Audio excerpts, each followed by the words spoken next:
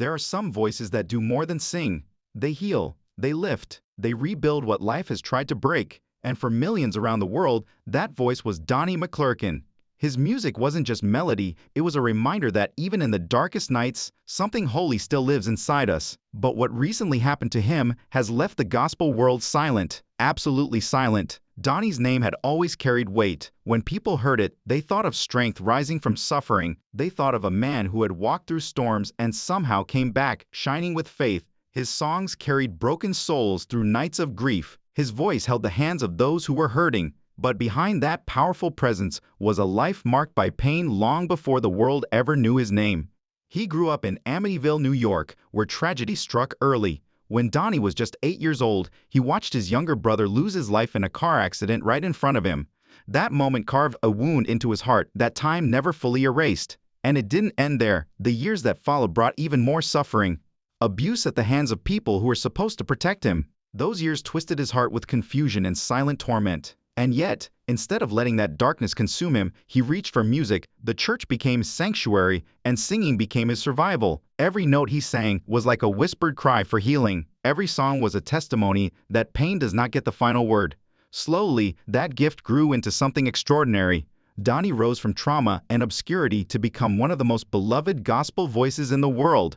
Songs like "We Fall Down and Stand" became lifelines for people fighting their own unseen battles. His music didn't just inspire, it saved people. But even while the world saw a strong man, inside there was someone still trying to make peace with his past. Fame filled stadiums, but it didn't erase loneliness. He often spoke about how hard it was to trust, how hard it was to let people close. He never married, and despite thousands of devoted followers, he often walked back into a quiet, empty home after the lights faded. He once confessed that he would sit in silence after concerts and ask himself what his life might have looked like if pain had not followed him from childhood. What made his story so real was that he never pretended to be unbreakable. He talked openly about his wounds. He admitted that faith is not always easy, that even believers can feel lost. But just when the world thought he had finally reached peace, life delivered another unexpected blow. His family revealed that Donnie was facing serious health issues. They did not share every detail, but they confirmed that the illness was affecting his voice, his strength, and his energy. For a man whose entire purpose had been to sing, to preach, to uplift, this was devastating. Fans were heartbroken. How could the one who carried so many now need to be carried? His loved ones explained that he had been struggling quietly for a long time. He didn't want anyone to worry. He didn't want pity. Even when his body was hurting, he still stood on stage with strength. The same voice that once soared with power was now trembling, weakening, and yet he kept singing, even when it cost him. And this wasn't the first battle. Years earlier, he survived a near-fatal car accident that left him with painful injuries and scars that took months to heal. Then came the vocal cord issues, the nightmare of any singer. His voice wasn't just his job, it was his identity, his calling. Losing it felt like losing a part of his soul. And now, at 65, the struggle had returned stronger than ever. His family said the pain has become heavier, the battle harder. Yet even in the hardest nights, when his voice faltered and his body ached, he still praised, he still sang. His house would fill with worship the same way arenas once did, because that is who Donnie McClurkin has always been, a man who believes that true faith is not the absence of suffering, it is the decision to keep believing in the middle of it. As news of his condition spread, the world grew quiet. Many cried, many prayed. Because this time, the journey revealed something the world had rarely seen, his vulnerability. The struggle had become too heavy to keep hidden. The truth had to be spoken. Those close to him shared that even everyday tasks had become exhausting, that performing had become a test of endurance. And yet, through it all, Donnie remains what he has always been, a fighter, a believer, a man who has walked through fire and still found a way to sing. There are moments in life when even the strongest voices begin to tremble. And when the world learned what was happening to Donnie McClurkin, the gospel community didn't just react, it paused. Because this wasn't just about a singer losing strength, it was about a man whose voice had carried millions, now fighting to carry himself. His once commanding voice, the same voice that shook churches to their foundations, began to fade during rehearsals. Notes that once soared effortlessly now wavered. At times his voice would disappear altogether, leaving him frustrated but never defeated. He kept pushing, kept singing, believing that if he could speak, he could still praise. And when he said, "If I can still speak, I can still worship," the world understood that his faith wasn't just something he preached, it was something he lived. But behind that unwavering faith, there was a quiet pain that few ever saw. Donnie had always spoken honestly about never marrying, about how life's early wounds made trust difficult and intimacy complicated, and as his health declined, that loneliness became heavier. His family shared that there were nights when he would wonder who would sit beside him, when the applause stopped and the lights went dark. Those words shattered the hearts of his supporters, because they realized that even a giant of faith could feel alone in the silence. His days slowed. Some mornings, his body was weak. Some nights pain refused to let him sleep, but even then, he refused to surrender. When words were too heavy, he would hum hymns. When singing felt impossible, he would whisper prayers. Music became the language of his soul when strength failed his voice. And what made Donnie different was that he never tried to hide his wounds. He didn't cover them with fame or pretend to be invincible. He showed the world that faith and pain can walk side by side. And that honesty created a wave. The moment news of his health surfaced, the world responded in love. Social media filled with videos of his old performances. People shared stories of how his voice helped them survive depression, heartbreak, death, failure. Churches organized prayer nights. Pastors dedicated sermons to him. His name became a banner of hope again, not because he was standing strong, but because he was standing broken and still believing. But then life turned again. His health forced him to step back from performances and ministry events. For a man who had spent his life pouring into others, this was heartbreaking. He felt like he was abandoning his purpose. "They need me," he said. "I still have songs to sing."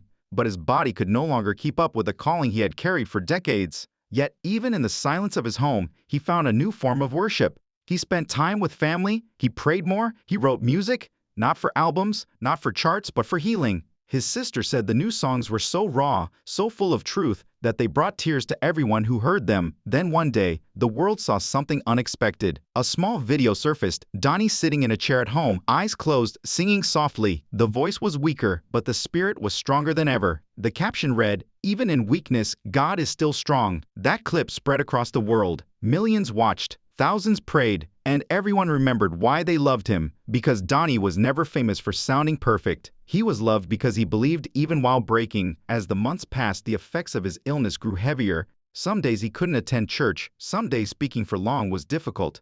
Yet he still joined family prayers, whispering praises, one breath at a time. His faith didn't fade, it deepened. He once said, "If God trusted me with pain, then he trusts me to show someone else how to survive it." Those words stayed with everyone who heard them. But his battle was more than physical. His family saw the emotional weight too. Some days, he would sit quietly by the window, humming old hymns, tears slipping down his face. When asked what he was thinking, he would simply say, "I'm thanking God for the journey." Instead of letting pain consume him, he turned it into purpose. He reconnected with old friends, he prayed with people, he strengthened others, even when he felt weak himself. One pastor recalled Donnie calling him late at night, whispering through pain, "Don't let your struggles silence your worship." Those words became his final ministry, one that didn't need lights, microphones, or crowds. But as time continued, his family could see the fight was becoming harder. His body was tired, his energy faded more quickly. The strength he had once given the world was now being poured back into him by those who loved him. There are some stories that don't just touch your heart,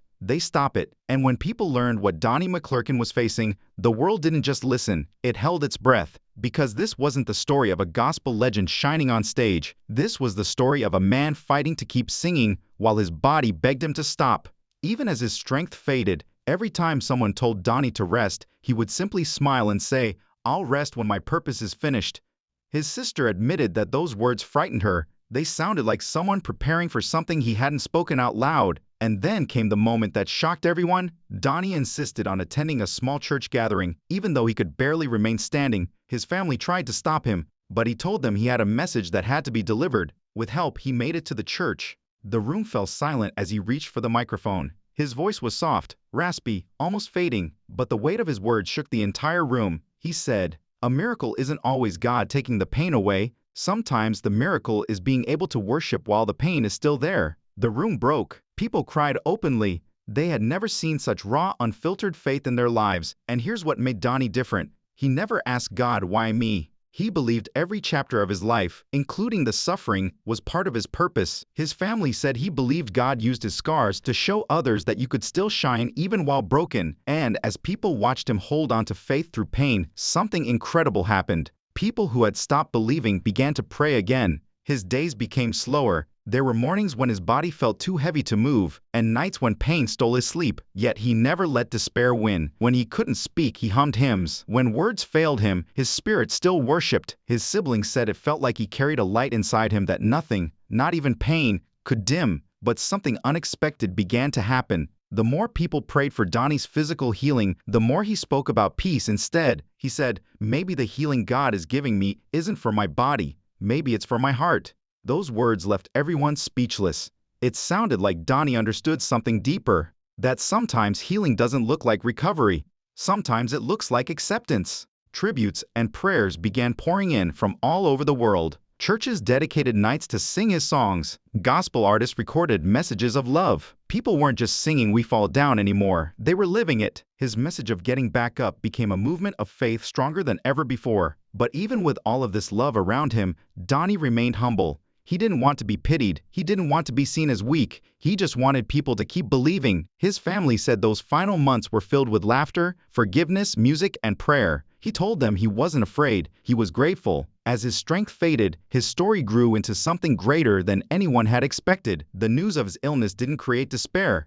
It created unity. People who had never met him prayed for him daily. Fans sent messages saying his music saved their lives. His family read those messages to him, and Donnie would whisper, "Thank you, Lord, that I mattered." Even when his voice could no longer reach high notes, he sang softly with tears in his eyes, and those quiet songs touched people more deeply than any stage performance ever did. His pain became his ministry, his weakness became his message, his faith became his final song. One night when he could barely speak, he whispered to his family, "If this is my last season, let it glorify God."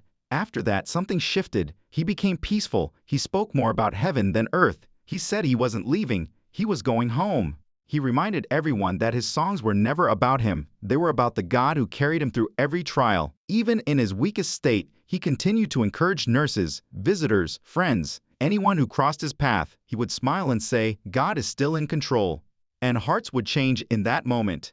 In his last weeks, his favorite thing was listening to his own songs. He would close his eyes, smile, and whisper, "God gave me these words for a reason," and everyone finally understood. His entire life had been a message of faith, healing, and hope. Because Donnie McClurkin wasn't just a singer, he was a testimony, proof that brokenness can still shine, proof that faith is strongest in the storm, proof that no matter how many times life knocks you down, you can still rise. Donnie's story will forever remind the world that true faith doesn't end in defeat, it ends in victory.